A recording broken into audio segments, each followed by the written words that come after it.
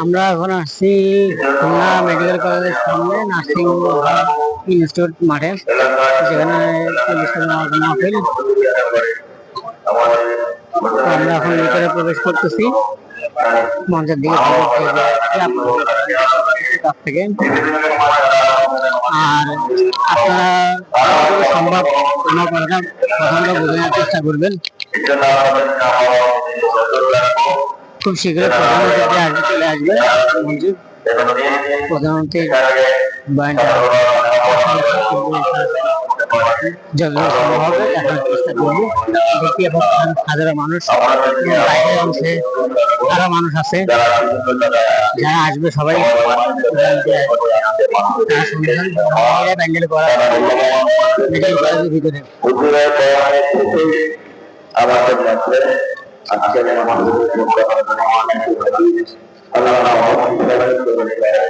একটি আলোচনা শুরু করবো। তার নাম আর ঘোষণা করা হবে না, আর ঘোষণা করা কিছু থাকবে না।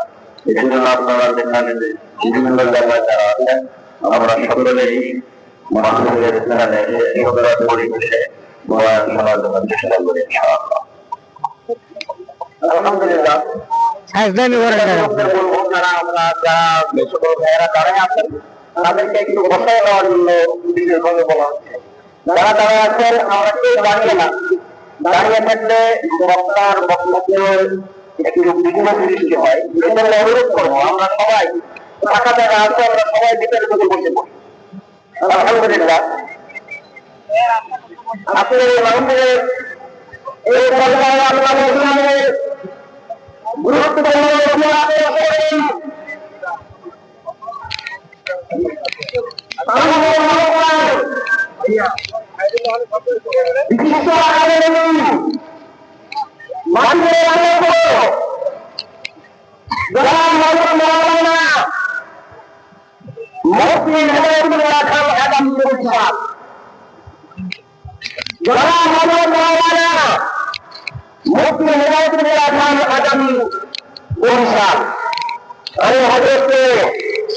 তার গুরুত্বপূর্ণ লেখা পেশ করার জন্য সবিনয় অনুরোধ করছি।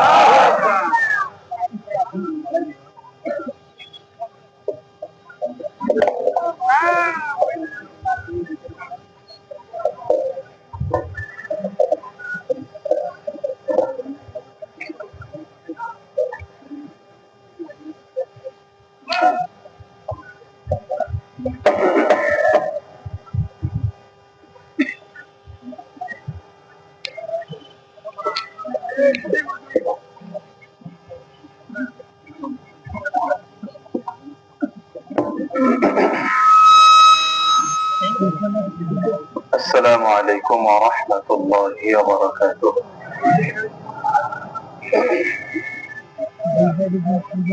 الحمد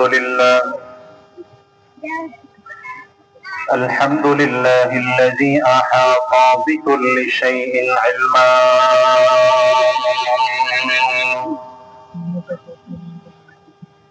وقضى بما يريد حكمة وحكما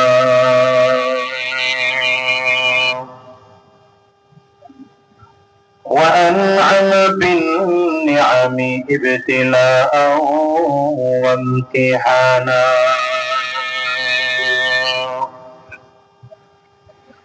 ونشهد أن لا إله إلا الله وحده لا شريك له ذو الجلال والإكرام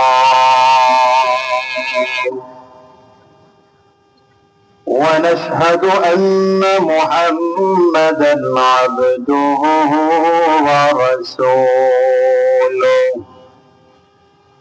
ورسوله سيد وأفضل الأنام اللهم صل على محمد وعلى آله وصحبه وسلم تسليما كثيرا كثيرا أما بعد فأعوذ بالله من الشيطان الرجيم بسم الله الرحمن الرحيم محمد رسول الله والذين معه أشداء على الكفار رحماء بينهم صدق الله العظيم وصدق رسوله النبي الكريم ونحن على ذلك من الشاهدين والشاكرين والحمد لله رب العالمين سبحانك لا علم لنا إلا ما علمتنا إنك أنت العليم الحكيم رب اشرح لي صدري ويسر لي أمري واحلل عقدة من لساني يفقه قولي لا إله إلا الله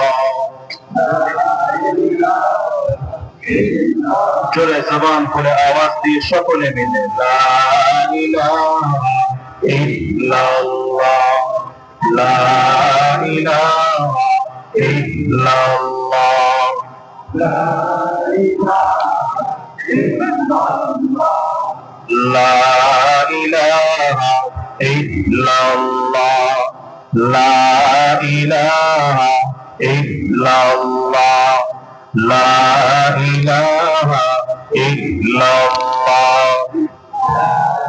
إله إلا الله لا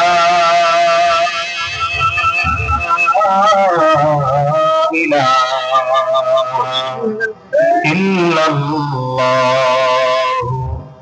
محمد رسول الله আলহামদুলিল্লাহ আজকের এই মাহফিলের মুহতারাম সম্মানিত সভাপতি, সম্মানিত প্রধান অতিথি, দেশের লক্ষ কোটি মানুষের প্রাণ প্রিয় ব্যক্তিত্ব, আধ্যাত্মিক নেতা, আধ্যাত্মিক রাহবার, খানকার পীর, ময়দানের পীর, বাংলার জিন্দা উমর, বাংলার জিন্দা শাহজালাল, নায়েবে আমিরুল মুজাহিদিন শাইখুল হাদিস হযরতুল আল্লাম মুফতি সৈয়দ মোহাম্মদ ফয়জুল করিম সাহেব চরমনাই দামাত বরকাতুহুল আলিয়া, উপস্থিত অন্যান্য হযরত উলামায়ে কেরাম, সম্মুখপানে সমবেত দিন প্রিয়, ইসলাম প্রিয়, দিনদার, ইমানদার মুমিন মুসলমান মধ্যে মুজাহিদ ভাইরা, মুরব্বী বাবা জিরা, যুবক বন্ধুরা, কচি কাঁচা মাসুম বাচ্চারা, পর্দার অন্তরালে অবস্থানরত সম্মানিত শ্রদ্ধা মা ও বোনেরা, আল্লাহ পাকের শুকর যে আল্লাহ তাআলা আপনাকে আমাকে অত্যন্ত দয়া করে, মায়া করে, মহব্বত করে ভালোবেসে আজকের এই কোরআনী মজলিসে, জান্নাতি বাগানে, ঈমানদারদের মজলিসে, আল্লাহ ওয়ালাদের মজলিসে, বিশেষ করে আল্লাহ পাকের জাকিরিন ও শাকিরিন বান্দাদের মজলিসে যে রব্বে করিম, মওলা করিম আপনাকে আমাকে আসার বসার তৌফিক দান করেছেন, সে মহান রব্বুল ইজ্জত ওয়াল জালালের দরবারে শুকর আদায় করি। আমরা সকলেই জবান খুলে আওয়াজ দিয়ে জোরে সোরে বলি আলহামদুলিল্লাহ।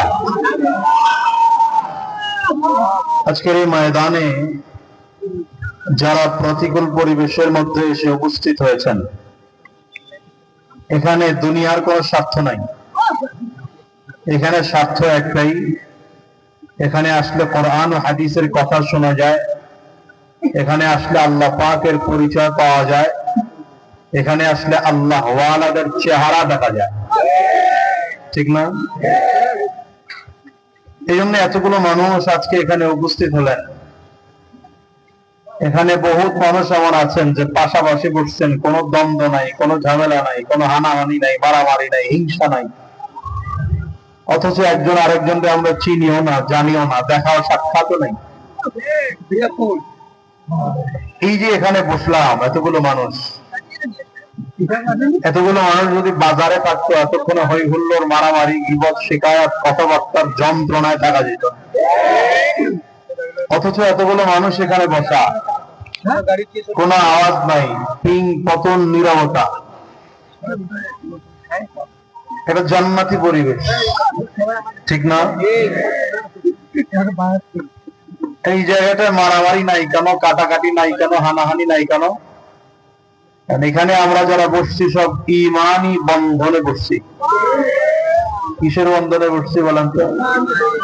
পাশের ভাইরে জায়গা করে দিতেছি, এক ভাই জায়গা না পাইলে তার জন্য জায়গা করতেছি, কাউকে সামনে আগায় বসায় আমি পিছনে বসতেছি।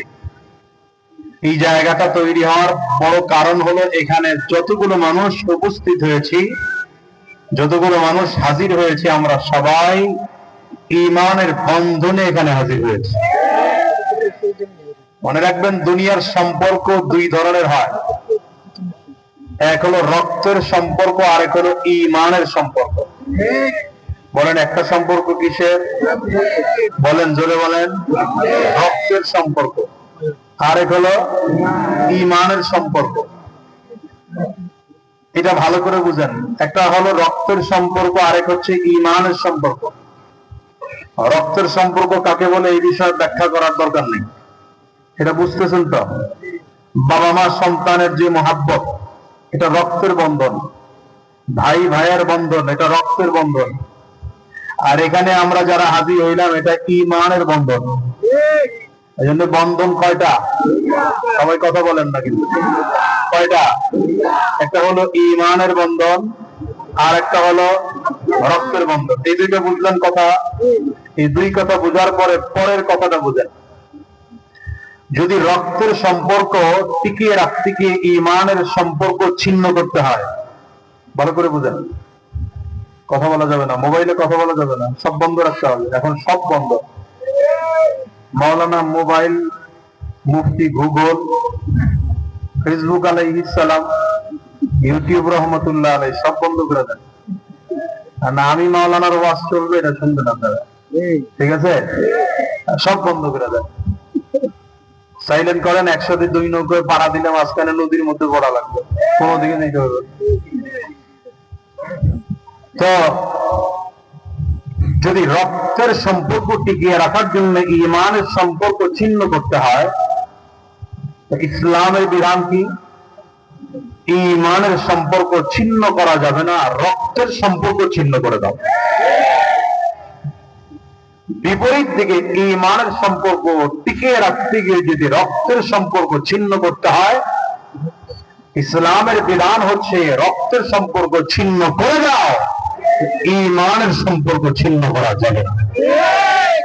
এই কথা বুঝলেন তো? মাথায় ভালো করে ঢুকছে কিনা? এই দুইটা কথা বুঝতে সামনের কথা বুঝবে না।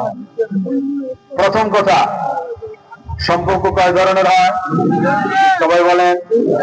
একটা হলো রক্তের, আরেকটা ঈমানের। এবার প্রশ্ন করি আপনাদের, রক্তের সম্পর্ক ছিন্ন করতে গিয়ে যদি ঈমানের সম্পর্ক ছিন্ন করতে হয়, তো ঈমানের সম্পর্ক ছিন্ন করব না, রক্তের সম্পর্ক ছিন্ন করব? এটা হলো বুঝার বিষয়। ঈমানের সম্পর্ক ছিন্ন করা যাবে না, প্রয়োজনে রক্তের সম্পর্ক ছিন্ন করতে হবে। একটা বাস্তব উদাহরণ দেই।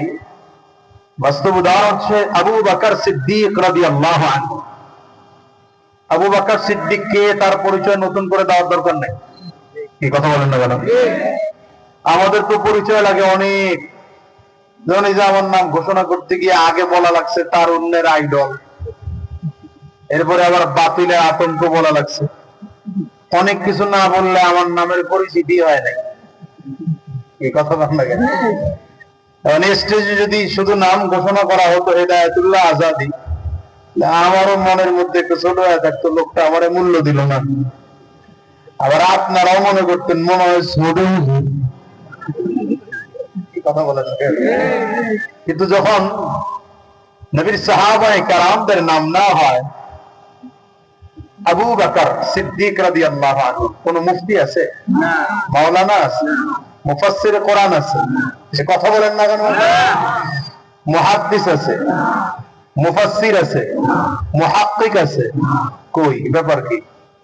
তাইলে কি আবু বকর সিদ্দিক রাদিয়াল্লাহু আনহু আমাদের থেকে ছোট আলেম হয়ে গেছেন? হ্যাঁ, আমার মতো 50 লক্ষ আলেমের ইলমকে এক পাল্লা ওজন করেন। হ্যাঁ, আর আবু বকর সিদ্দিক রাদিয়াল্লাহু আনহুর একটা পশমকে ভিন্ন পাল্লা ওজন করেন, সমান হবে? এই জন্য দেখবেন 2 নম্বর জিনিসের অ্যাডভার্টাইজ বেশি। 1 নম্বর জিনিসের অ্যাডভার্টাইজ লাগে না, প্রচার প্রচার কম লাগে, কারণ 1 নম্বর জিনিস মানুষ খুঁজে বেড়ায়, আর 2 নম্বর থেকে পালাতে থাকে। এই জন্য এটা মানুষের কাছে খুব ভালো করে উপস্থাপন করতে হয়। এই জন্য দেখবেন ভণ্ড পীরদেরও চেহারাও খুব সেই মানের চেহারা। ভণ্ড পীরদেরও আমাকে টুপির দাম 50 টাকা, কিন্তু দেখবেন আমাদের দেশের কিছু পীর আছে, পীরদের টুপির দাম বাবা রে বাবা 10,000, 15,000, 20,000 ছাড়া যায় টুপির দাম। আমার ওই আজীবন ওই যে জামা নিয়ে কিনছি, জামা পরছি, বাস ওই কামি শেষ। আর তাগর জামার মধ্যে আবার স্বর্ণ নাকি খচিত থাকে, কথা বলেন না কেন? বাংলাদেশের সব থেকে বড় পীর হলেন পীর সাহেব চরমনাই। এত মুরিদওয়ালা পীর গোটা বাংলাদেশ না পৃথিবীর মধ্যে আছে কিনা খুঁজে বের করেন। কি কথা বলেন না কেন? উনি যদি এখানে বলতেন যে সব মুরিদ প্রতি বছর আমারে 1 টাকা করে দিবা, যতজন মুরিদ আছো আমারে কারে বিশ্ব হুজুরের 1 টাকা করে দিবে, তাহলে তো তার কোটি কোটি টাকা হয়েছে। কথা আসতে বলেন, আপনাদের কাছে কোনোদিন তার নিজের জন্য টাকা চাইছে? আপনি কি মনে করছেন তারা জন্মসূত্রে কম পয়সার অধিকারী? এক একজন জন্মসূত্রে কোটিপতি, বাপদাদা প্রত্যেক সূত্র থেকেই জমিদার, স্বর্ণের চামচ মুখে নিয়ে জন্মগ্রহণ করছেন। এরপরে এই মানুষটা এত সাদা সিধা চলে কেন? কারণ হলো যে 1 নম্বর জিনিস অ্যাডভার্টাইজ কম লাগে, 1 নম্বর জিনিসের প্যাকেজিং খুব বেশি ভালো হয় না, কথা হয় না। আর আপনি বিচার করে নেবেন কে 1 নম্বর কে 2 নম্বর, আপনি হিসাব করে নেন, বিবেচনা করার দায়িত্ব আপনার। যাই হোক, আবু বকর সিদ্দিক রাদিয়াল্লাহু আনহু তিনি আমার নবীর এমন একজন সাহাবী, যে সাহাবী আবু বকর সিদ্দিক আমার নবীর হাতে হাত দিয়ে প্রথম কালিমা পড়ে মুসলমান হয়েছেন। আবু বকর সিদ্দিক রাদিয়াল্লাহু আনহু এমন একজন মানুষ যিনি আমার নবীর অনুমতি সাপেক্ষে সর্বপ্রথম কাবার চত্বরে দাঁড়িয়ে ইসলামের পক্ষে খুতবা প্রদান করেছেন। আবু বকর সিদ্দিক রাদিয়াল্লাহু আনহু এমন একজন মানুষ যিনি আমার নবীকে পৃথিবীর মধ্যে প্রথম আমার নবীকে কাঁধের উপরে উঠিয়েছেন। আবু বকর সিদ্দিক রাদিয়াল্লাহু আনহু এমন একজন মানুষ যিনি আমার নবীকে সর্বপ্রথম নিজের কোলের মধ্যে মাথা রেখে নবীকে ঘুম পাড়িয়েছেন। আবু বকর সিদ্দিক রাদিয়াল্লাহু আনহু এমন একজন মানুষ যিনি আমার নবীর জন্য সর্বপ্রথম ইতিহাসে এটা বিরল আমার নবীর হেফাজতের জন্য সাপের কামড় খেয়ে সহ্য করেছেন। এই জন্য আবু বকর সিদ্দিক রাদিয়াল্লাহু আনহুর জন্য ঘোষণা, কিয়ামতের ময়দানে জান্নাতে যাওয়ার সিরিয়াল যখন শুরু হবে, নবীদের সিরিয়াল শেষ, উম্মতদের সিরিয়াল যখন শুরু হবে, সর্বপ্রথম আবু বকর সিদ্দিক রাদিয়াল্লাহু আনহুকে জান্নাতের 8টা দরজা একসাথে খুলে ডাকা হবে। যেই দরজা দিয়ে ঢুকতে মনে চায় তো সেই দরজা দিয়ে জান্নাতে ঢুকে যাবে। মর্যাদা কেমন, দাম কেমন, মূল্য কেমন! এই আবু বকর সিদ্দিক রাদিয়াল্লাহু আনহুর কথা বলতেছি। বদরের যুদ্ধে, কোন যুদ্ধে? বদরের যুদ্ধে আবু বকর সিদ্দিক রাদিয়াল্লাহু আনহু মুসলমানদের পক্ষে উপস্থিত হয়েছেন, ইসলামের পক্ষে উপস্থিত হয়েছেন। কিন্তু আবু বকর সিদ্দিক রাদিয়াল্লাহু আনহুর ছেলে তখনও কাফির ছিল। তার মানে ব্যাপারটা কি দাঁড়াইলো? ছেলে ইসলামের পক্ষে এসেছে যুদ্ধের ময়দানে, বাবা ইসলামের পক্ষে এসেছে, কোরআনের পক্ষে, দ্বীনের পক্ষে, নবীর পক্ষে, আল্লাহর পক্ষে আসছে বাবা। সন্তান আসছে কাফিরের পক্ষে, ইসলামের বিরুদ্ধে, কোরআনের বিরুদ্ধে, নবীর বিরুদ্ধে, আল্লাহর বিরুদ্ধে। পরবর্তীতে ছেলে কালিমা পড়ে মুসলমান হয়েছেন। মুসলমান হওয়ার পরে নিজের সন্তান তার বাবা আবু বকর সিদ্দিক রে বলতেছেন, বাবা অমুক যুদ্ধে তো আমি তোমার কাছে পেয়ে গেছিলাম, আমি যদি চাইতাম পেলে তোমার জমিন থেকে বিদায় করে দিতে পারতাম, খুব সুযোগ পেয়েছিলাম তোমাকে মারার, কিন্তু আমি মারি নাই। কেন জানো? কেন মারি নাই? কারণ হলো তুমি যে আমার বাবা, আমি তো আমার বাবার গায়ে আঘাত করতে পারি না, এই জন্য আমি তোমার আঘাত করি নাই, জমিন থেকে বিদায় করি। এটা হলো তার সন্তানের বক্তব্য। আবু বকর সিদ্দিক রাদিয়াল্লাহু আনহুর বক্তব্য কি? আবু বকর সিদ্দিক বলেন, তোমার কপাল ভালো যে আমি তোমারে দেখি নাই। তোমার কপাল ভালো, আমি তোমারে দেখি নাই। যদি আমি দেখতাম যে আমার সন্তান ইসলামের বিরুদ্ধে, কোরআনের বিরুদ্ধে, নবীর বিরুদ্ধে, আল্লাহর বিরুদ্ধে, বেঈমানদের পক্ষে যুদ্ধ করার জন্য যুদ্ধের ময়দানে হাজির হয়েছে, তো আমি সন্তানকে এক যাররা পরিমাণ মায়া করতাম না, ওকে জবাই করে জমিন থেকে বিদায় করে জাহান্নামে পাঠিয়ে দিতাম। কি বুঝলেন কি? রক্তের সম্পর্ক বড় না, ঈমানের সম্পর্ক বড়। হ্যাঁ, রক্তের সম্পর্ক বড় না, ঈমানের সম্পর্ক বড়। ভালো করে বুঝুন তো। যে আমার ফারুক রাদিয়াল্লাহু আনহু নবীজির মাথা আনার জন্য রওনা করছেন। আপনি চিন্তা করতে পারেন, এর থেকে বড় অপরাধী গোটা পৃথিবীর মধ্যে আর কেউ হতে পারে না। যিনি আমার নবীর মাথা নেওয়ার জন্য খোলা তরবারি কাদের মধ্যে উঠে রওনা করছে, সে আমার ফারুক রাদিয়াল্লাহু আনহু।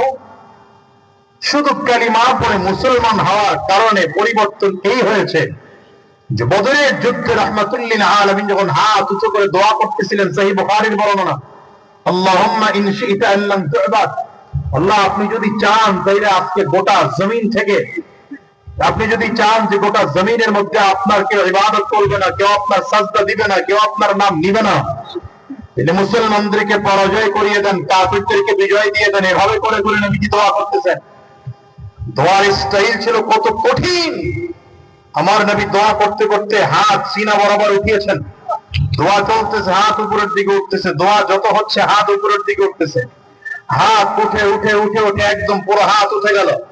বর্ণনাকারী বলেন নবীজির হাত এত উপরে উঠেছে নিজের চাদর সরে গিয়ে বগল মুবারক দেখা গিয়েছে নবীজির। এবার শুধু বসা নয়, নবীজি ধীরে ধীরে দাঁড়াতে আরম্ভ করলেন।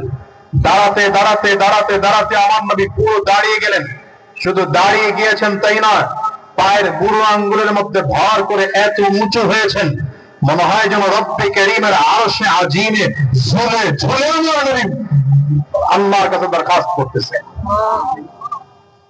এই হালত যখন আবু বকর সিদ্দিক রাদিয়াল্লাহু আনহু নবীজির সামনে দাঁড়িয়ে নবীজিকে বুকের সাথে জড়ায় ধরে দুই হাত নবীজির বুকের সাথে লাগায়া বলতেছেন, হাসবুকা ইয়া রাসূলুল্লাহ, যথেষ্ট হয়েছে হুজুর, আপনি আর কাঁদবেন না, আপনি যদি কাঁদেন আমরা সহ্য করতে পারি না। এই মুহূর্তে হযরত ওমর ফারুক রাদিয়াল্লাহু আনহু নবীজির সামনে দাঁড়ায় বলেন, পয়গম্বর আপনি টেনশন করবেন না, আমরা মুসা নবীর উম্মত না, আমরা মুহাম্মদুর রাসূলুল্লাহর উম্মত। হুজুর আপনার এই 313 জন থেকে যদি 312 জন চলে যায়, আপনি একা সিপাহ সালাত থাকবেন আর আমি একা আপনার সৈন্য থাকব। আপনি আমার সেনাপতি থাকবেন, আমি আপনার সৈন্য থাকব। এই হাজারো বেঈমানদের বিরুদ্ধে আমি আমার একা যুদ্ধ করব। আপনার ডানে থেকে বামে থেকে সামনে থেকে পেছনে থেকে জীবনের এক ফোঁটা রক্ত শরীরে থাকা সত্ত্বেও যুদ্ধের ময়দান ছেড়ে পালাবো না। রাহমাতুল লিল আলামিন জিজ্ঞাসা করেন, আবু বকর, ওমর, এই সাহস তোমার কোথা থেকে হয়? তুমি কি জানো ওরা হাজারের উপরে? আমার ফারুক বলেন, হুজুর আপনার কথাতেই তো সাহস হয়। বলে কি কথা হুজুর, আপনি তো বলেছেন যাদের মধ্যে ঈমান আছে ওরা জিন্দা, যাদের মধ্যে ঈমান নাই ওরা মুর্দা। কথা বলে না কেন?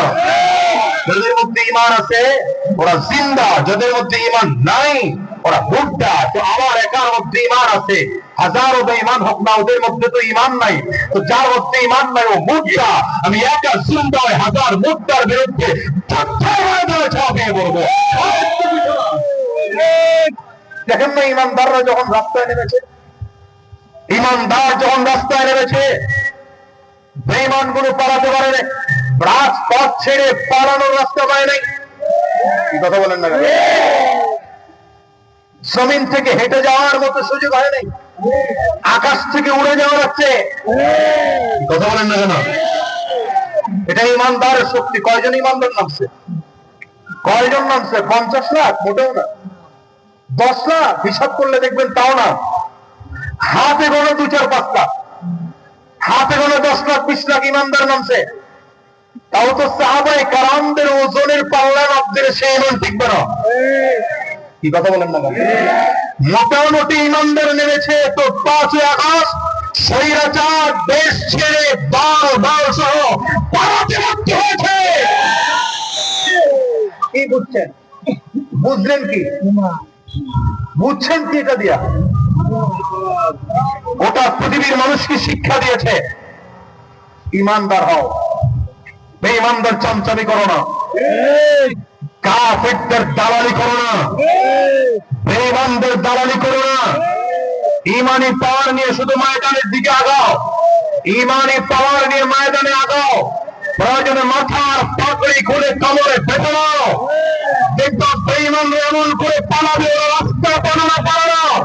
ইসলাম সেই সময় গোটা বাংলা করে কালিমার পতাকা প্রত্যাগ করে উঠতে পারবে। দেখেন না এই যে ফিলিস্তিনের অবস্থা, আজকে মুসলমানদের উপরে আঘাত, মুসলমানদের উপরে নির্যাতন, অথচ মাত্র 70 লক্ষ বেঈমান ইসরায়েল। এদের ভয়ে গোটা পৃথিবীর মুসলিম শাসকরা চুপ করে বসে রয়েছে। ভয় না জানি কোন দিক দিয়ে কি হয়ে যায়। অথচ এরা ওই জমিনের স্থায়ী বাসিন্দা না, ওরা শরণার্থী। কি কথা বলেন না? আবার আপনাদের ভাষায় যদি বলি তাহলে আরো নিচে নাইমা বলা যায় রোহিঙ্গা। ওরা কি? আপনারা কথা বুঝেন না মনে হয়। ওরা কি? এই যে আমাদের আরাকানের ভাইরা আমাদের বাংলাদেশে, আমরা তাদেরকে আশ্রয় দিয়েছি, তো ওরাও ফিলিস্তিনি ভাবে আশ্রয় নিয়েছে। মুসলমানরা হৃদয়বান ব্যক্তিত্ব, এই জন্য ওদেরকে আশ্রয় দিয়েছে। আর আশ্রয় দেওয়ার ফলে হলো কি, ওই দেশের Pepsi cola, Pepsi, Fanta, Coca cola, Sprite, Unilever এই কোম্পানিগুলো চিন্তা করলো শরণার্থীদের কিছু আর্থিক সহযোগিতা করা দরকার। তারা তাদের কোম্পানির মধ্যে, কোম্পানির থেকে উইল করে নিয়েছে যে আমাদের কোম্পানির একটা পার্সেন্টেজ এই শরণার্থীদেরকে অনুদান দেওয়া হবে। কথা বুঝেন নাই? অনুদান পাইতে পাইতে পাইতে পাইতে তারা মূল টাকার থেকে বেশি হয়ে গেছে। ব্যাপারটা হলো এমন, 10 জনে মিলে ডিম খাইতে বসছে, ডিম আছে 9টা, বসছে কয়জন? কথা হয় না, একজন পায় নাই। যে পায় নাই ও বয়সে বেঁচে গেছে, ছোট বাচ্চা। কারণ মুরব্বীগুলো আগে দিদি দিতে, ছোটটারে দিতে বলে, মুরব্বীরা সবাই চিন্তা করে বাচ্চাটা পায় নাই তো সবাই অর্ধেক করে দাও। ওর ভাগে কয়টা হয়েছে? ইসরায়েলি গোষ্ঠীদের অবস্থাটাই হয়েছে। ওই দেশের বড় বড় কোম্পানিগুলো ছোট ছোট ছোট ছোট অনুদান পেয়ে পেয়ে পেয়ে পেয়ে পরিস্থিতি আমার এখন যে ওদের আর ইনকাম করতে হয় না, অটোমেটিক হাজার হাজার crore crore million million dollar ওদের অ্যাকাউন্টে হয়ে গেছে। এখন ওরা ওই অ্যাকাউন্টের ওই টাকা দিয়ে অস্ত্র কিনে মুসলমানদের বিরুদ্ধে যুদ্ধের ঘোষণা করে, আর যুদ্ধের প্রস্তুতি নেয়, আর মুসলমানদের বাড়িঘরগুলোতে বোমা মেরে চালিয়ে দেয়। কথা বুঝেন নাই? এই জন্য এখন থেকে প্রতিদিন 2-3টা করে স্প্রাইট কিনে খাবেন। নায়ের পাওয়ার তো মনে হয় খাবেন। ফান্টা, কোকা কোলা, ইউনিলিভার কোম্পানির জন্য না খাইলে হবে কি, মরবো? কথা বলেন না কেন? না খাইলে মরবো? হাত উঁচা করে বলেন, এখন থেকে আর কোকা কোলা খাবো না। বলেন বলেন, কোকা কোলা আবার বলেন, স্প্রাইট, ফান্টা, এদিকে গাড়ি করে পণ্য প্রয়োজনে না খেয়ে থাকবো। কথা বলেন না, প্রয়োজনে না খেয়ে থাকবো, প্রয়োজনে না খেয়ে থাকবো। ইসলামের দুশ্মনদের পণ্য কিনে সহযোগিতা করবো না। তৈয়ার ইনশাআল্লাহ, তৈয়ার ইনশাআল্লাহ। মনে রাখবেন, বেঈমানদের দুমড়ে মুচড়ে ধ্বংস হয়ে যেতে সময় লাগবে না। ফিলিস্তিন ওদের নয়, ফিলিস্তিন মুসলমানদের। মসজিদে আকসা বেঈমানদের নয়, মসজিদে আকসা মুসলমানদের। গাজা উপত্যকা ওদের নয়, এটা মুসলমানদের। ফিলিস্তিনের অনেক জমিন, সেই জমিনে বসে পয়গম্বর সুলাইমান আলাইহিস সালাম গোটা পৃথিবীকে রাজত্ব করেছিলেন। ফিলিস্তিন এমন এক জমিন, যেই জমিনে পয়গম্বর ঈসা আলাইহিস সালাম জন্মগ্রহণ করেছেন। শত শত লক্ষ নবীদের স্থান ফিলিস্তিন। সুতরাং ফিলিস্তিন কখনোই বেঈমানদের কব্জায় যাবে না। মুসলমান ঐক্যবদ্ধ হও, আওয়াজ করো, তাকবীরের আওয়াজ করো, প্রয়োজনে রক্ত দাও, প্রয়োজনে জীবন দাও। বেঈমান লাশ পাচ্ছে, পালাতে বাধ্য হবে, পালাতে বাধ্য হবে।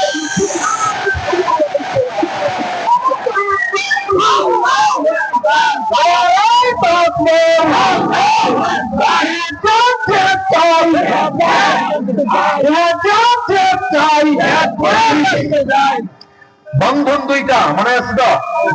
রক্তের বন্ধন, ইমানের বন্ধন। রক্তের বন্ধন, ইমানের বন্ধন। দেখেন পয়গম্বর নূহ আলাইহিস সালাম সবাইকে জোড়ায় জোড়ায় করে নৌকার মধ্যে উঠাচ্ছেন, জাহাজের মধ্যে উঠাচ্ছেন, জোড়ায় জোড়ায় উঠাইতেছেন। নিজের সন্তান পয়গম্বর নূহ আলাইহিস সালামের সন্তান, নবীর সন্তান, সাধারণ ইমানদারদের না। কার সন্তান? নবীর সন্তান। সন্তান দাঁড়িয়ে আছে, পয়গম্বর নূহ আলাইহিস সালাম বললেন নৌকা উঠা। বলে উঠবো না। তাহলে কি করবা? লিয়াসিমুনি ইলাল জাবাল, পাহাড়ে উঠবো, পাহাড়ে আশ্রয় নেব। পাহাড় অনেক উঁচু, পাহাড় অনেক উঁচু, বাস ওখানে আশ্রয় নেব। পয়গম্বর নূহ আলাইহিস সালামের সাথে কথা হচ্ছে এই মুহূর্তেই এমন বিকট এক তুফান আসলো, নৌকা একদিকে ভেসে চলে গেল আর তার সন্তানকে ডুবিয়ে জমিন থেকে বিদায় করে দেওয়া হলো। পয়গম্বর নূহ আলাইহিস সালামের কষ্ট লাগতে পারে, নিজের সন্তানকে, পৌরুষ যার সন্তানকে আল্লাহ জমিন থেকে বিদায় করছেন। আল্লাহ তাআলা জানায় দেয়, ইন্নাহু লাইসা মিন আহলি, সে তোমার পরিবারের কেউ না। নিজের সন্তান পরিবারের কেউ না মানে বুঝেন না? বলা নিজের সন্তান, পৌরুষ যার সন্তান, সে পরিবারের কেউ না মানে ওই যে কথা, ওই একটা ঈমানের সম্পর্ক আছে তো মহাব্বত আছে।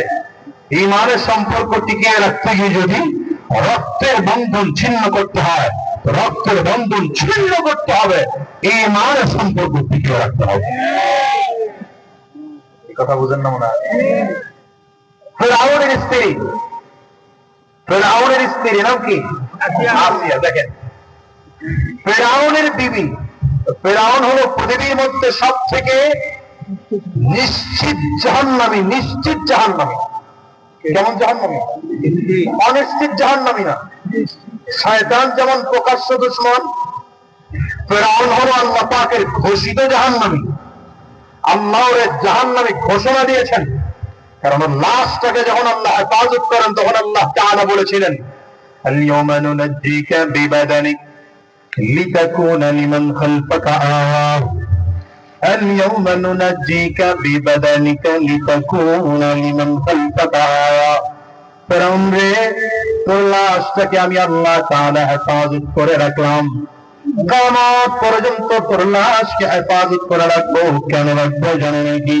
তোর লাশটা দুনিয়ার কোন মমি করতে হবে না, আমি আল্লাহ তাআলা পদ্ধতি মমি করে তোর লাশটাকে ক্লিয়ার করে রাখবো। কোন পানি তোর লাশ খাবে না, কোন মাটি তোর লাশ নষ্ট করবে না, এমনকি পোকামাকড় পর্যন্ত তোর লাশের উপরে বসবে না। কেউ তোর লাশটা নষ্ট করবে না। তোর হাড্ডির সাথে চামড়ার গোশতগুলো যখন লেগে লেগে শুকিয়ে কাঠ হয়ে যাবে, এমন অবস্থায় জমিনের মধ্যে বড় কাঠ হয়ে পড়ে থাকবি। কিয়ামত পর্যন্ত মানুষগুলো পরে দেখে দেখে শিক্ষা গ্রহণ করবে স্বৈরাচারের পরিণতি কেমন হয়, জালিমের পরিণতি কেমন হয়, স্বৈরাচারের পরিণতি কেমন হয়। আর যদি ফেরাউনের লাশ থেকেও শিক্ষা গ্রহণ করা না যায়, তাহলে 2024 থেকে শিক্ষা নেওয়া যায় স্বৈরাচারের জন্য খানা দুপুরে ঠিকই পাকানো থাকে, না খেয়ে আমার দেশে পালাতে হয়। রাগ করলেন মনে হয়, অসুবিধা হইতেছে। এই ফেরাউন হলো কাট্টা কাফির, প্রকাশ্য দুশমন। কিন্তু ফেরাউনের বিবি আসিয়া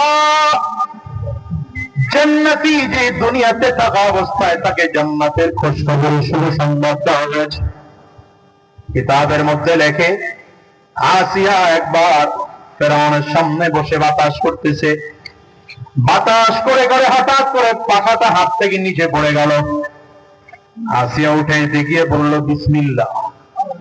কি বলছে বলেন না, কি বললো? বিসমিল্লাহ পড়েছে। ফেরাউন ডাকবে, কার নাম নিলা? তুমি কার নাম নিলা? আল্লাহ আবার কে? আসিয়া ডেকে বলে, ফেরাউন আমি পয়গম্বর মুসা থেকে শিখেছি, তুমি আমাদের রব নও, আমাদের রব তোমার রব। গোটা পৃথিবী মানুষের রব আরেকজন আছে, আমি গোটা পূজা করেছি। বলেন তিনি কে?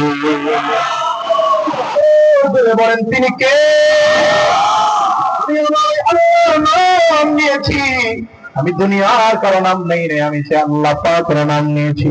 ফেরাউন বলে, আসিয়া 7 দিন সময় দেওয়া হলো তোমাকে, 7 দিনের মধ্যে সিদ্ধান্ত নিয়ে আমাকে জানাইবা, আমাকে রব বান্দা না আল্লাহকে রব বান্দা। আসিয়া ডেকে বলে, ফেরাউন 7 দিন সময় লাগবে না, এই মুহূর্তে যদি আমাকে প্রশ্ন করা হয় জবাবটা আসবে, 7 দিন পরে প্রশ্ন করা হলে একই জবাব আসবে, আমার রব একজন, তিনি আমার আল্লাহ। এক এক করে করে 7 দিন সময় পার হয়ে গেল। এবার ফেরাউনকে আসিয়াকে ফেরাউন বিশাল এমন ময়দানের মধ্যে নিয়ে আসছে, লক্ষ লক্ষ মানুষ আসিয়াকে হাতের মধ্যে, লোকজনদের সামনে এনে হাতের মধ্যে কড়া পড়িয়েছে, হাত কড়া পড়িয়েছে, পায়ের মধ্যে শিকল দিয়ে বেঁধে ফেলা হলো। এইবার আসিয়াকে প্রশ্ন করা হলো, আসিয়া আমি ফেরাউনকে রব বলে মানো কিনা? আসিয়া বলে, আগেই বলেছি মানি না, নতুন করে সিদ্ধান্ত জানানোর কিছুই নাই, আমার কথা একটাই। জীবিত অবস্থায় মানুষদের সামনে দাঁড় করায়া তরুণীর কাপড়গুলো টেনে টেনে খুলে ফেলা হয়, আসিয়ার বরণ থেকে কাপড়গুলো সব খুলে ফেলা হয়। আসিয়া কোনো কথা বলে না, শুধু চোখ দিয়ে পানিগুলো পালায়, আসমানের দিকে মাথা উঁচু করে আসিয়া যেন কি বলতেছে। ফেরাউন এইবার লম্বা কথা, ফেরাউন হাতের থেকে নখগুলো টেনে টেনে খুলে ফেলতেছে, চামড়াগুলো খুলে ফেলা হয়। এবার ফেরাউন আসিয়াকে শাস্তির মাত্রা আরো বাড়িয়ে দেওয়ার জন্য তক্তার মধ্যে শোয়া হাতের মধ্যে প্যারাক মেরে দেয়, পায়ের মধ্যে প্যারাক মেরে দেয়। আল্লাহ কোরআনে বলেন, ও ফিরআউন বিল আওতাদ, ফিরআউনের অবস্থা হলো ও মানুষের শরীরের মধ্যে প্যারাক মেরে দিত, মেরে দিত। আসিয়ার এভাবে যখন হাতে আর পায়ের মধ্যে প্যারাক মেরে তক্তার মধ্যে শোয়া রাখা হয়েছে, ইতিমধ্যে ফেরাউন লোকজনদের জল্লাদদেরকে ডেকে বলে, এক কাজ করো, ও যদি আমাকে রব বলে না মানে, বিশাল করে গর্ত তৈরি করে, গর্তের মধ্যে আগুন প্রজ্বলিত করে, গর্তের মধ্যে আগুন জ্বালানো হয়। আসিয়াকে ধীরে ধীরে ধীরে ধীরে তক্তার মধ্যে শোয়াইয়া ওই আগুনের দিকে ধীরে ধীরে ধীরে নিয়ে না হয়। এখনই আসিয়াকে তক্তার মধ্য থেকে ওই আগুনের মধ্যে ফেলা হলো। আসিয়া আগুনের গুহার দিকে তাকিয়ে ফেরাউনের দিকে আবার ফিরে তাকায়, আবার গুহার দিকে তাকায়, ফেরাউনের দিকে ফিরে তাকায়, মিচকি হাসি দেয়। ফেরাউন দৌড়ায় চলে আসছে, কি ব্যাপার, তুমি কি আমাকে রব বলে মেনে নিবা নাকি? বলে, না না, তোমাকে রব মানার প্রশ্নই আসে না, সিদ্ধান্ত 7 দিন আগে দিয়ে দিলাম, তবে এখন কেন হাসি জানো? তুমি আমার জন্য যে গর্তটা তৈরি করেছো, আমি তো তাকে তাকে দেখি ওই গর্তের মধ্যে আগুন জ্বলে না, আমি তাকা তাকায় দেখতেছি আগুনের মধ্যে আমার আল্লাহ তাআলা আমার আল্লাহ তাআলার কাছে আমি একটা দরখাস্ত করেছিলাম।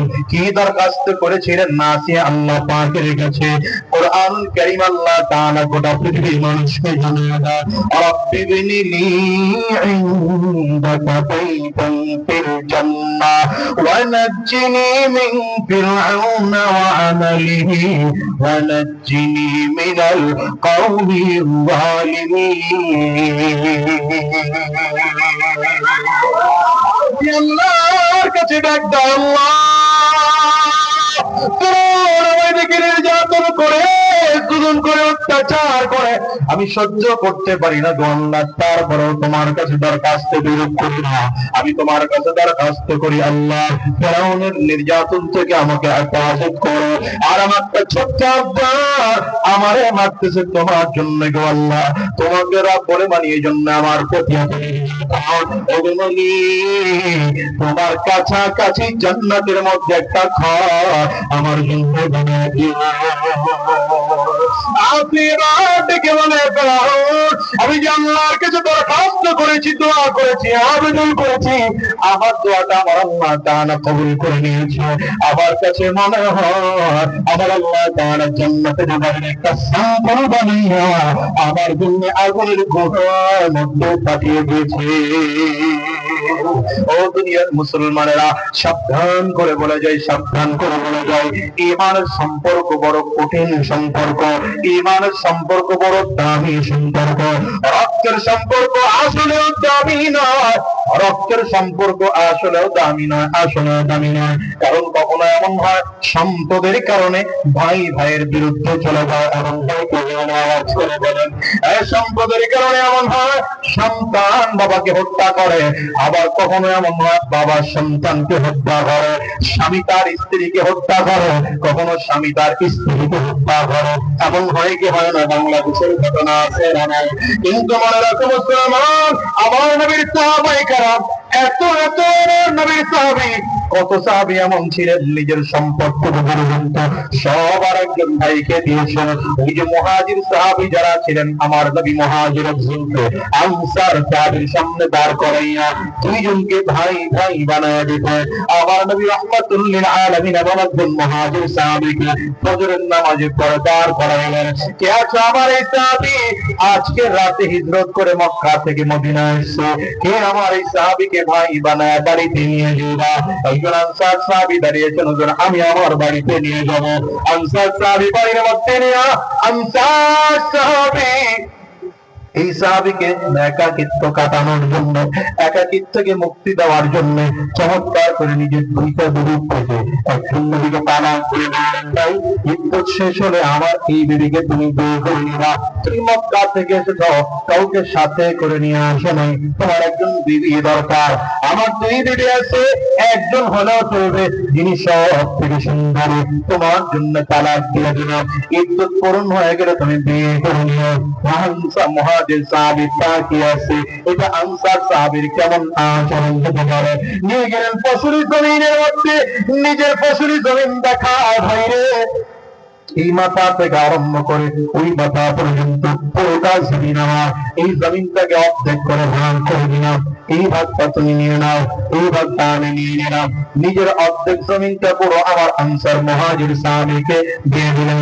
নিজের বাড়িতে এসে নিজের ঘরটাকেও দুইটা ভাগ করলেন, অর্ধেকটা মুহাজির সাহাবীকে দিয়ে দিলেন। নিজের সম্পদকে দুইটা ভাগ করে এক ভাগ অর্ধেক করে নিজের ভাইরে দিয়ে দিলেন। আর বললেন,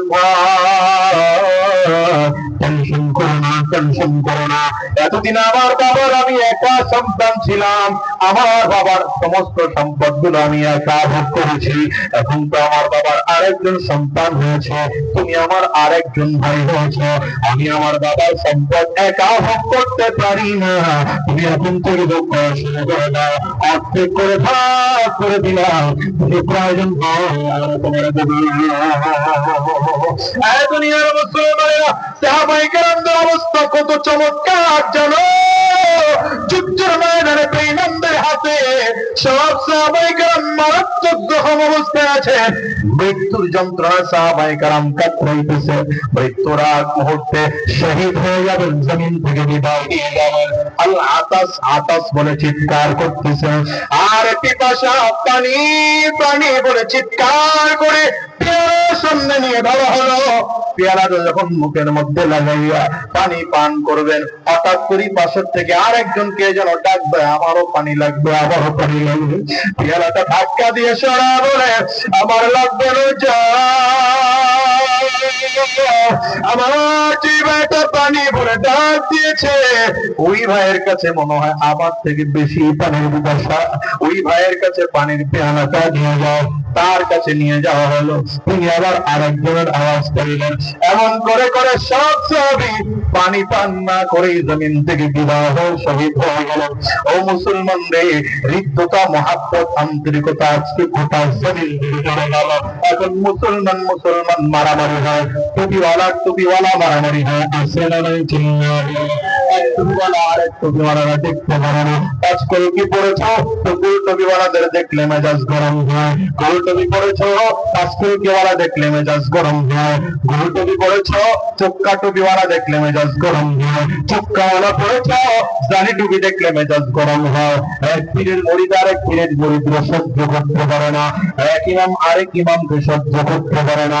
এক মসজিদের মুসল্লি আরেক মসজিদের মুসল্লিরা সহ্য করতে পারে না। এমন করে করে আর কতদিন দ্বন্দ্ব করবা? বলো, তুমি এমন করে দ্বন্দ্ব করো, বেঈমান গুলো এই সুযোগে ক্ষমতা হাতাইয়া নিয়ে দিতেছে।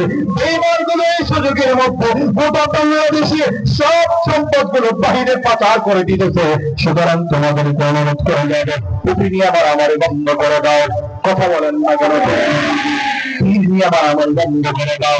মক্কানে পীরের মুরিদ হও, কোনো অসুবিধা নেই। মাথায় টুপি যা থাকুক, কোনো অসুবিধা নেই। বরঞ্চ আমি তো সব সময় বলি, আজকে বলে যাই, ইসলামের বিশ্বাস হচ্ছে এটা, তোমার মাথায় টুপি, আমার মাথায় টুপি, তোমার মুখেও দাড়ি, আমার মুখেও দাড়ি। তুমিও আমার আল্লাহকে রব মানো, আমিও আমার আল্লাহকে রব মানি। তুমিও মুহাম্মদুর রাসূলুল্লাহ সাল্লাল্লাহু আলাইহি ওয়াসাল্লামকে নবী মানো, আমিও নবী মুহাম্মদুর রাসূলুল্লাহ সাল্লাল্লাহু আলাইহি ওয়াসাল্লামকে নবী মানি।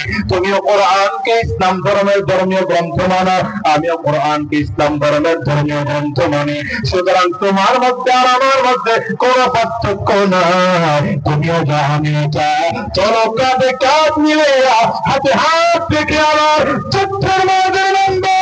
প্রয়োজনে রক্তের দরকার হলে রক্ত দেবো, জীবন তাও যদি দেওয়ার দরকার হয় এই বাংলাদেশে ইসলাম কায়েম করবো। কাকে তৈরি?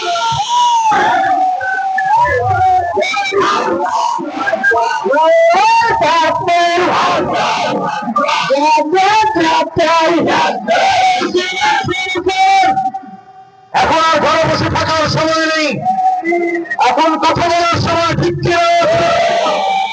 ময়দানে ঝাঁপিয়ে পড়ার সময়, ঠিক কিনা? পরিবর্তন, দেশের পরিবর্তন করার সময়, শান্তির জায়গায় প্রাণ বাঁচানোর সময়। আমরা তো তাকিয়ে তাকিয়ে দেখি, ছাত্র ভাইয়েরা রক্ত দিল, ছাত্র ভাইয়ের সাথে আমরা রক্ত দিলাম, কিন্তু দিন শেষে মনে হলো যেন পরিবর্তন হয়েছে শুধু এতটুকু, এতদিন লাল মিয়া খাইতো, এখন কালা মিয়া খায়। এখন তো এতদিন সলিমউদ্দিন খাইতো, এখন করিমউদ্দিন খায়। এতদিন মামায় খাইতো, এখন চাচায় খায়। খাওয়ান বন্ধ হয় নাই। সুতরাং গোটা বাংলাদেশকে যদি ভালো করতে হয়, গোটা বাংলাদেশকে যদি ভালো করতে হয়, আলহামদুলিল্লাহ সুম্মা আলহামদুলিল্লাহ, আমরা ইতিহাস দেখতেছি, দৃশ্য দেখতেছি। আমার কাছে তো মনে হয় বাংলাদেশের আকাশে কোরআনের পতাকা দেখা যাচ্ছে, বাংলাদেশের বাতাসে ইসলামের সুবাতাস দেখা যাচ্ছে। ঠিক কিনা বলো? ওলামায়ে কেরাম কাছাকাছি আসতে শুরু করেছে, ওলামায়ে কেরাম হাতে হাত রাখতে শুরু করেছে, কাঁধে কাঁধ মিলাতে শুরু করেছে। ও বাংলা জমিনে যদি বিশ্বাস করেছে, ওলামায়ে কেরাম যদি তোমাদেরকে ডাক দেয়, আমার পথে অন্ধ রক্তের দরকার হবে,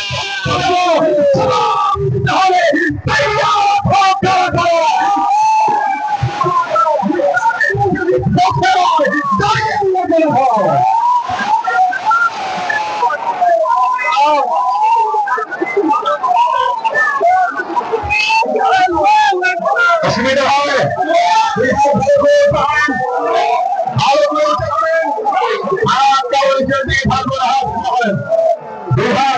হাতগুলো মোট করেন, হাতগুলো থাকি দেন মোট করে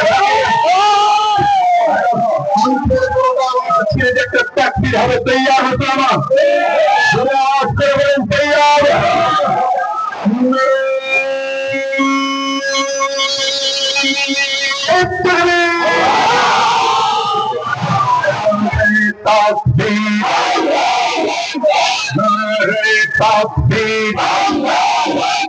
তোমার নেতা আমার নেতা, তোমার নেতা আমার নেতা, তোমরা সবাই হেফর সেনা, তোমরা সবাই হেফর সেনা, তোমরা সবাই নবীর সেনা। নারে তাকবীর, কোরআন সুন্নাহ আলো, সংসদে জানো, কোরআন সুন্নাহ আলো, কোরআন সুন্নাহ যেখানে, উলামা যেখানে, দিয়েছি তার রক্ত, দিয়েছি তার রক্ত, রক্তের বন্যায় নারে তাকবীর। তৈয়ার আছেন তো ইনশাআল্লাহ? এই স্লোগান দিয়ে ময়দানে নেমে যান, দেখবেন বেঈমানদের সামনে এসে দাঁড়ানোর সাহস পাবে না। ইতিহাস দেখেন না, আজকের এই মসজিদের প্রধান অতিথি বাংলা জিন্দা শাহজালাল যখন 5 আগস্ট, 4 আগস্ট, 3 আগস্ট ময়দানে স্লোগান দিয়ে ঝাঁপিয়ে পড়েছিলেন, স্বৈরাচার টিকতে পারে নাই, পালাতে বাধ্য হয়েছে। ঠিক কিনা আওয়াজ করে বলেন? পরিবর্তনের ছোঁয়া যেহেতু একবার লেগেছে, সুতরাং পরিবর্তন পরিপূর্ণ করে ছাড়বেন।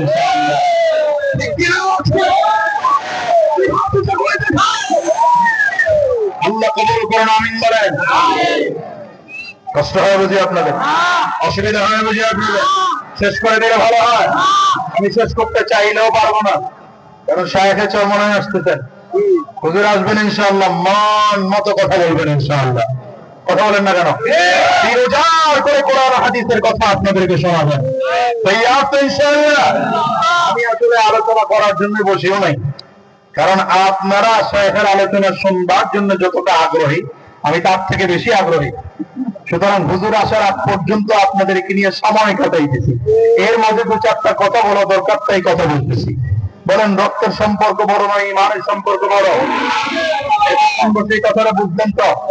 রক্তের সম্পর্ক বড় নয়, ইমানের সম্পর্ক বড়। যদি রক্তের সম্পর্ক টিকিয়ে রাখতে গিয়ে ইমানের সম্পর্ক ছিন্ন করতে হয়, ইমানের সম্পর্ক ছিন্ন করব, ইমানের সম্পর্ক ছিন্ন করব, প্রয়োজনে রক্তের সম্পর্ক ছিন্ন করে দেব, ইমানের সম্পর্ক ছিন্ন করা যাবে যাবে যাবে। দেখেন না, সাহাবায়ে কেরাম নিজের বাবা, নিজের মা, নিজের সন্তান, নিজের পরিবার সব থাকতে রাজি, নবী থাকতে রাজি। আরো জোরে বলা যায় না?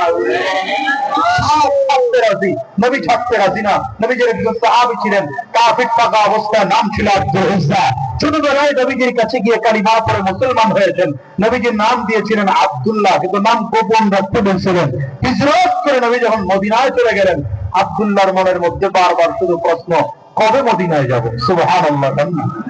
আওয়াজ করে বলেন না, আওয়াজ করে বলেন না। বাবা তো নাই, একমাত্র অভিভাবক চাচা। চাচার পারমিশন ছাড়া তো মদিনায় যাওয়া যাবে না। চাচার সামনে একদিন দাঁড়িয়ে গেলেন, চাচা আমি মদিনায় যেতে চাই। চাচা বলল, মদিনায় যাবি? তো মদিনায় যেতে হলে তোর যত সম্পদ আছে সব সম্পদ গুলো আমার কাছে রেখে আমার নামে লিখে দিয়ে পরে যাওয়া লাগবে। আব্দুল্লাহ ডেকে বলে, চাচা টেনশন করো না, আমার দিলের মধ্যে সম্পদের মায়া বেশি না, আমার আল্লাহর মায়া। রাসূল আরবি সাল্লাল্লাহু আলাইহি ওয়াসাল্লাম বলেন, লা ইউমিনু আহাদুকুম হাত্তা আকুনা আহাব্বা ইলাইহি মিন ওয়ালিদিহি ওয়া ওয়ালাদিহি ওয়ান নাসি আজমাইন। রব্বে কারীম বলেন, মুমিনরা আমি আল্লাহকে পৃথিবীর মধ্যে সব থেকে বেশি ভালোবাসে। আর নবী বলেন, ততক্ষণ পর্যন্ত পাক্কা সাচ্চা ঈমান ইমানদার হতে পারবে না যতক্ষণ পর্যন্ত তোমার বাবার চেয়ে, তোমার মায়ের চেয়ে, তোমার সন্তানের চেয়ে, পরিবারের চেয়ে, নবী আমার ভিন্ন হাদিসের মধ্যে বলেন এমনকি তোমার নিজের জীবনের চেয়ে যতক্ষণ পর্যন্ত বেশি ভালোবাসা দিতে না পারবা ততক্ষণ পর্যন্ত পাক্কা ইমানদার হতে পারবে না।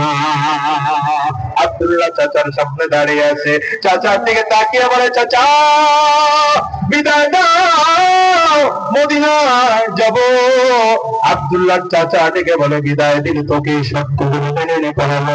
বলে, যাও, আমার সম্পদ গুলো সব তোমার নামে লিখে দিয়ে গেলাম, আমার বিবিকেও আমি তালাক দিয়ে মদিনার দিকে রওনা করলাম। এবার আব্দুল্লাহ চাচা ডেকে বলে, শোন, পরনের মধ্যে যে কাপড় আছে মাথার থেকে আরম্ভ করে পা পর্যন্ত, এগুলো তো আমার টাকায় কিনে দেওয়া, আমার টাকার কিনে দেওয়া কাপড় পরেও তুই মদিনায় যেতে পারবি না। আব্দুল্লাহ চোখ দিয়ে পানি গুলো টপ টপ করে বের হয়, মাথা থেকে বেরিয়ে টা করে চাচার সামনে দাঁড়ায় দেয়। চাচা গো, না, তোমার টাকার কিনে দেওয়া গড়িয়া পরে আমি মদিনায় যাবো না। পায়ের থেকে জুতা খুলে চাচার সামনে রেখে দেয়, শরীর থেকে কাপড় গুলো খুলে খুলে সব চাচার সামনে রেখে দেয়। চাচা গো, সব নিয়ে নাও, তোমার টাকার কিনে দেওয়া কোনো কিছুই পরে আমি মদিনায় যাব না, পরনে শুধুমাত্র লুঙ্গিটা আছে। বলে, চাচা আমার লুঙ্গিটা পরে অন্তত মদিনায় যাওয়ার পারমিশন টুকু আমার দাও, যদি কখনো সুযোগ হয় তোমার লুঙ্গিটা আবার তোমার ফেরত দিয়ে যাব, তারপরে আমার বাধা দিও না। শুধুমাত্র লুঙ্গিটা পরে সামনের দিকে আগাইতে আরম্ভ করেছে। চাচা পেছন দিক থেকে ধরে লুঙ্গিটা বা ইজারটা এত জোরে টান দিয়েছে, ছিঁড়ে গেল। আব্দুল্লাহ পুরোটা বস্ত্রহীন হয়ে গেল। এবার ঘোড়া তাড়ানোর চাবুক দিয়ে পিঠের মধ্যে জোরে জোরে পাড়ি মারতে আরম্ভ করেছে। এক একটা পিঠের মধ্যে পাড়ি মারে, বুকের মধ্যে তো জোরে জোরে পাড়ি গুলো মারে, চামড়া গুলো কেটে যায়, রক্ত টপ টপ করে শরীর বেয়ে পড়ে। আব্দুল্লাহ চোখের পানি গুলো ফেলে ফেলে কান্না করে আর বলে, চাচা মেরে মেরে জমিন থেকে বিদায় করে দিতে পারো, নবীর মদিনায় যাওয়ার নিয়ত করেছি, জীবন চলে যাবে, ফিরে দিতে পারবা না। ওই কলেজের টুকরো যুবক তোমাদেরকে বলে, শোনো, তোমরাও তো আমেরিকায় যাও, চাইনিজ, জাপান, জার্মান যাও, ইন্দোনেশিয়া, ফ্রান্স, মালয়েশিয়া যাও, বলো বলো আমার নবীর রওজায় যাইতে মনে চায় কে চায় না? কার কার মনটাই চায়? দুইটা হাত উঁচা করে চোখের পানি ফেলে আমার মালিকের চিৎকার করে জোরে ডাক দাও, আল্লাহ, জোরে ডাকো আল্লাহ।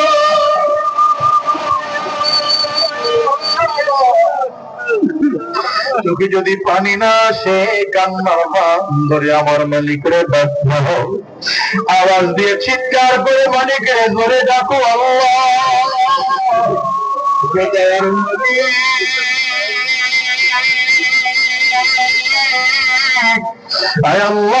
যতগুলো মানুষ আমরা দুইটা হাত উঁচু করলাম, আল্লাহ জীবনে একটা বার যদিও তোমার নবীর রওজাটা দেখাইয়া, কাবা তাওয়াফ না করিয়া জমিন থেকে নিও না,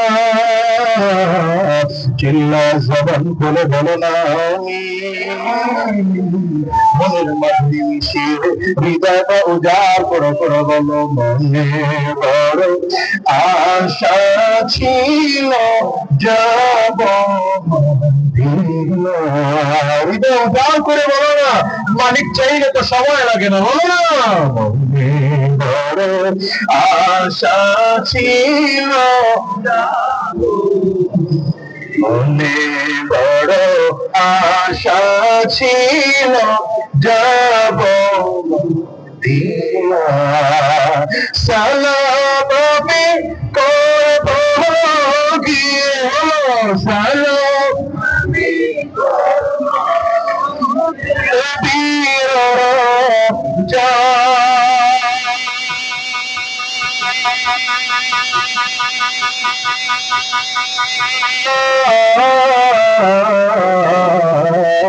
মনে বড় আশা ছিল যাব ও দুনিয়ার মুসলমানেরা, আব্দুল উজ্জা ওখানে দাঁড়ায় দাঁড়ায় কান্না করতেছে। আব্দুল্লাহরে মারতে মারতে মারতে মারতে বেহুশ বানায় উত্তপ্ত মরুভূমির প্রাণের মধ্যে চিৎ করে ফেলে হয়ে গেছে। আব্দুল্লাহর হুঁশ নাই, লম্বা সময় চলে গেল। লম্বা সময় পরে ফিরে আসছে, ডানে আর বামে পাতা তাকিয়ে কেউই খুঁজে পায় না কোথায় যাবে।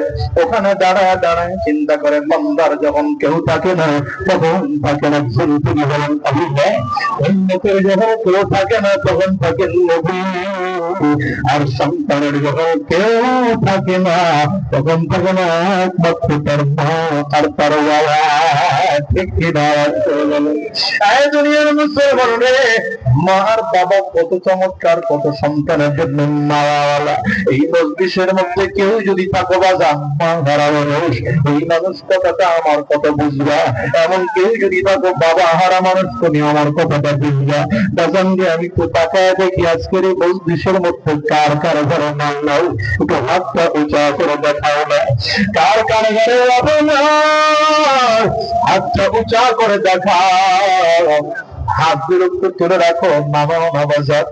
আবার যুবক গুলো টাকা টাকা দেখুক মহারা মানুষগুলোর চেহারা গুলো এই মনে একটু করে এই মানুষগুলোর চেহারা থেকে একটু তাকাও। কারো চোখের কোটায় পানি, কারো চক্ষু দিতলো, কারো গাল বেবে বেবে পানি এদের কারো ঘরে পা নাই, কারো ঘরে বাবা নাই। এখান থেকে মাঠে শেষ করে বাসায় যাইব। বাসায় গিয়ে দরজার মধ্যে টোকা দিলে মা দরজা খুলবে না। এই মানুষগুলো যারা হাত তুলে আছে এদের কারো মা দরজা খুলবে না, কারো বাবা দরজা খুলবে না। কেমন করে বুঝাই তোমারে বলো? আব্দুল্লাহ দাঁড়ায় দাঁড়ায় চিন্তা করে, আমি আর কারো কাছে যাব না, মায়ের কাছে যাব। তোরা মায়ের কাছে গিয়ে বললেন একটা বাবার রেখে যাওয়ার চাদর নিয়ে যাও। মা একটা চাদর দিলেন, ছিঁড়ে দুইটা ভাগ করো, পরনের মধ্যে লাগাইয়া শরীরের মধ্যে দিয়া মদিনার উদ্দেশ্যে হাঁটতে আরম্ভ করেছে। উত্তপ্ত মরুভূমির পালের মধ্যে পাড়া দেয়, পায়ের মধ্যে ঠোসা পড়ে যায়, মরুভূমির তাপ সহ্য হয় না, মনে হয় যেন মাথার মগজগুলো গলে গলে যাবে। আব্দুল্লাহ তারপরে পেছন দিকে ফিরে তাকায় না, সামনের দিকে আগায়, ধীরে ধীরে ধীরে ধীরে সামনের দিকে আগায়। একদিন দুই দিন না, টানা 16 দিন 16 রাত হাঁটার পরে মসজিদ নববীতে গিয়ে উপস্থিত হয়ে গেলেন রাসূলুল্লাহ সাল্লাল্লাহু আলাইহি ওয়াসাল্লাম। তখন মসজিদ নববীতে ফজরের আযান দিচ্ছিলেন হযরত বিলাল। আরে হযরত বিলালের আযান শুনে আব্দুল্লাহ বসে আছে, এই বুঝি আমার নবীর মসজিদ। আব্দুল্লাহ আমার নবীর অপেক্ষায় আছে রাহমাতুল লিল আলামিন। নামাজের সময় যখন বের হইতেছে, আব্দুল্লাহ দৌড়ে গিয়ে আমার নবীর পাও দুইটা জড়ায় ধরে ঠান্ডা করে আর ডাক দেয়, নবী আমার, দুনিয়ার সব ছাড়তে পারি, আপনি নবীরে ছাড়তে পারি না। ও দুনিয়ার মুসলমান কল্যাণ ভাইরা বলিলেন, এই নবী পাইবা না, সাহাবীও পাইবা না, তাবিঈন পাইবা না, তবে তাবিঈন পাইবা না। তবে আমার নবী বলে গিয়েছেন, ইন্নাল উলামা ওয়ারাসাতুল আম্বিয়া, এই যুগের উলামায়ে কেরাম হলো আমার নবীর ওয়ারিস। এই উলামায়ে কেরামদেরকে যখন পাইবা, কুরআন ও সুন্নাহ অনুযায়ী কথা বলবেন তো অনুসরণ করতে চেষ্টা করো। জাহান্নামের রাস্তায় চলিও না বাবা, হারাম রাস্তায় কদম বাড়াইও না। ইমানই বলে বলিয়ান হও।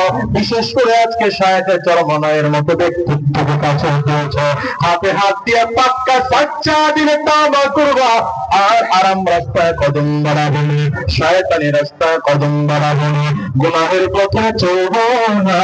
কারা কারা তৈয়ার আছে দুইটা হাত উঁচা করে আল্লাহর বাঁচাও, আওয়াজ দিয়ে চিৎকার করে জোরে ডাকবা আল্লাহ।